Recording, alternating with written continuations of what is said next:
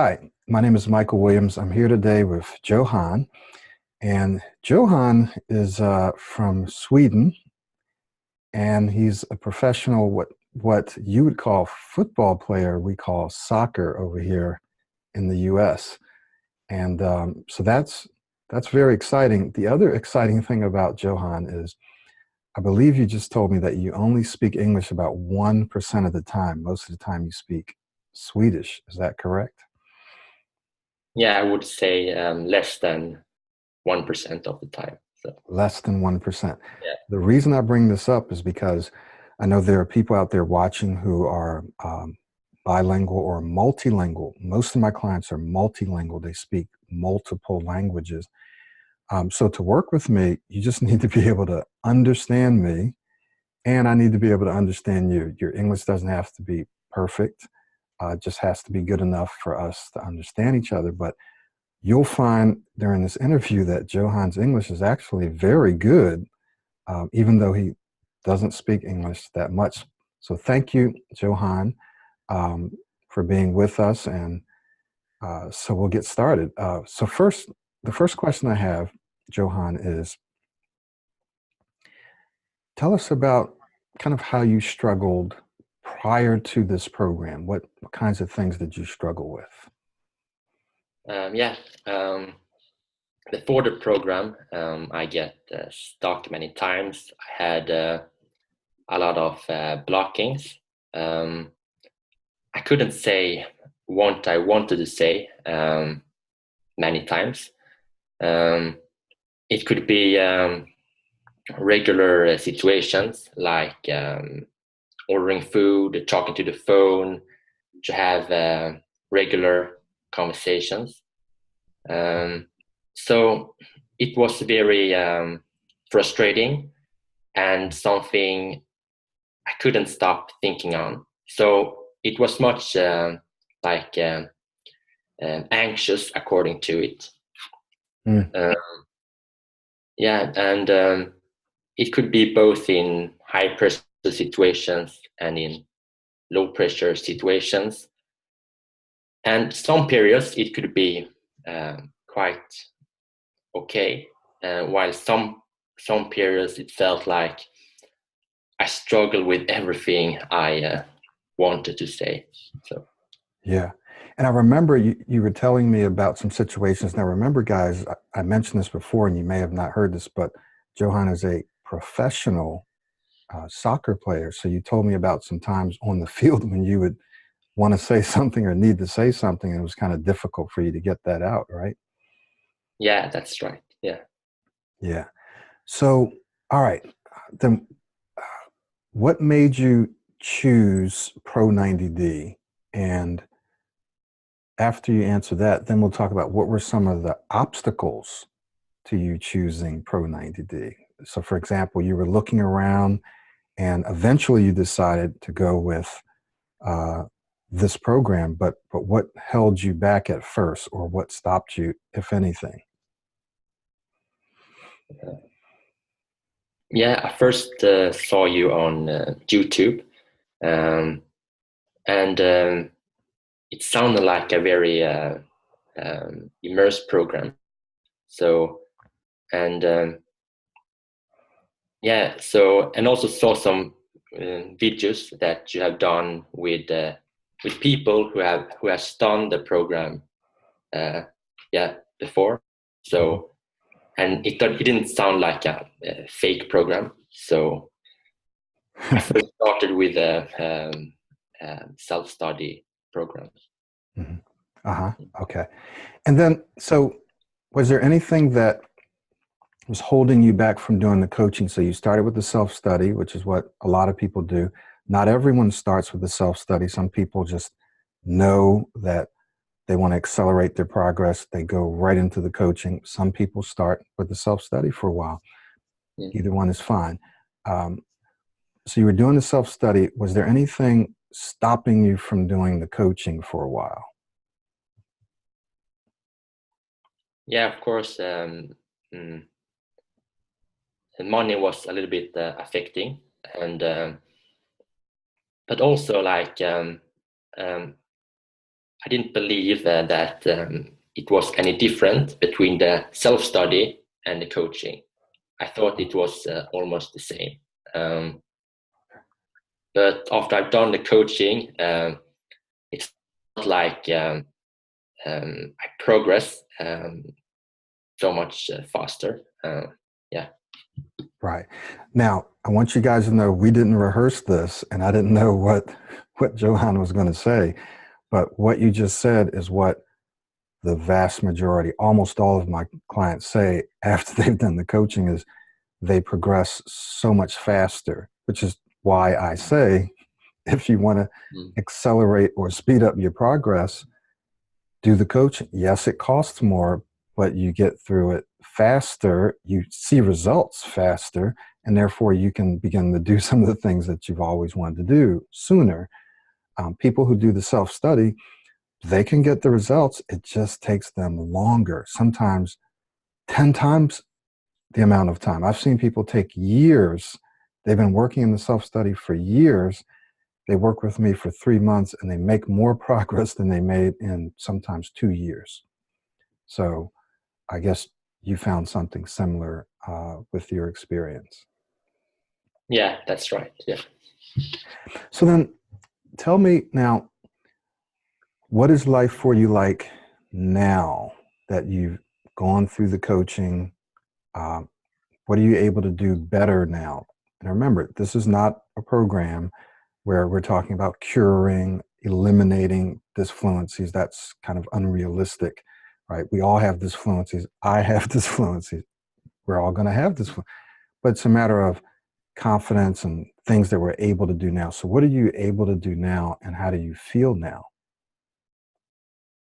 Yeah, I am a greater speaker overall. I speak more smoother, more confident. I can start up and saying things much easier. And it was something I struggled with quite a lot before. And now I don't feel afraid of getting stuck as I did before. So, yeah. Yeah, very, very helpful. And when you and I did our coaching, since you spoke in Swedish most of the time, we actually had you do the exercises in both languages, right? So that you could build your new speaking style, your new speaking identity, if you will, in both languages. So how was that for you, kind of doing the stuff in both languages? Was it difficult? Was it easy? Did you find it effective? Uh, yeah, I think that was effective because I think it was a little bit easier to do the modeling practice in English because I was modeling you. So, yeah. Right, right. So how were you able to translate it into Swedish? Because obviously I don't speak Swedish yet anyway, but so how are you able to do it in Swedish, like improve your Swedish speaking skills? How are you able to do that? It wasn't so big problem. It's quite easy. It's quite like natural to just translate it. So it wasn't a big problem. No. Okay. Very, very important. Again, for people watching who speak multiple languages and maybe English isn't even the primary language that you speak, what you're saying is that wasn't that difficult to translate what you were learning over into your primary language. Yeah, that's right. Yeah. Yeah. Good, good, good. Great. So here's a question that I didn't ask you, but just kind of do your best at it.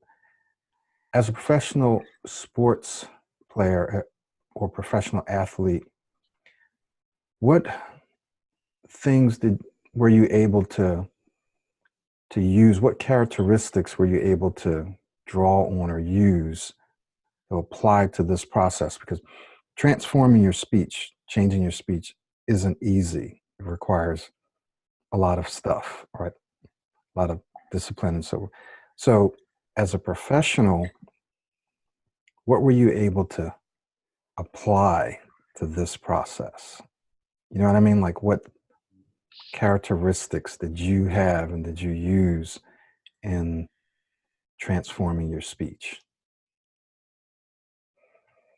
Yeah, I think to be very disciplined and consistent, to really do the work. But even if I'm a quite a disciplined person, it was quite difficult to do it, to do self-study on your own. So when I take the coaching, it's really helped me. So tell me just a couple of things if you can. So you did the self-study, you did the coaching. Like you said, you have to be a disciplined person to get to the level that you're at. But how did the coaching help you? What was different? Why did it help you? It's quite difficult to say exactly, but I think it's helped me to be very consistent in my practice. So I think to be consistent is very important. And of course, it helped me to clarify things and to reinforce the things that I was working on. Okay, very important. Consistency, clarity, right? To clarify some things. And what was the last one that you said? That it helped you to do what? You said to reinforce what I'm working with. Yeah. Reinforce, exactly.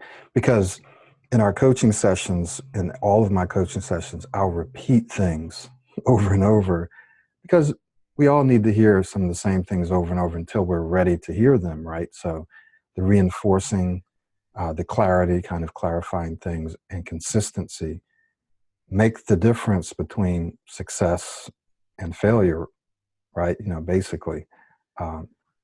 That's very, very good. So I appreciate that. So what would you tell someone out there who's watching this video and they're considering Pro 90D in general, and then more specifically, the private coaching? What would you tell them? I would tell them to put some energy and effort on it at the beginning, and to be very consistent in your practice. That's what I think is the most important. What if they said, well, it's too expensive? But what if they had the money or they could get the money, but they said, it's too expensive. I don't know if it's really going to work. Because if someone knew something was going to work, they'd find the money for it if they could, if it were possible. But what if there's someone out there saying, well, Johan, I'm not sure if it'll really work?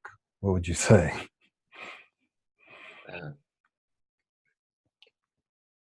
I think many people can, if they know if a program are working, they can spend a lot of money on it. So, but I believe that this program is working for many people. So I would say to them to just try it, and if you don't have the money, just at first you can try the self-study. So Yeah. Well, thank you very much for being willing to do this. I know if I had to do an interview, for example, in Spanish, even though I can kind of converse, I'd be pretty nervous actually.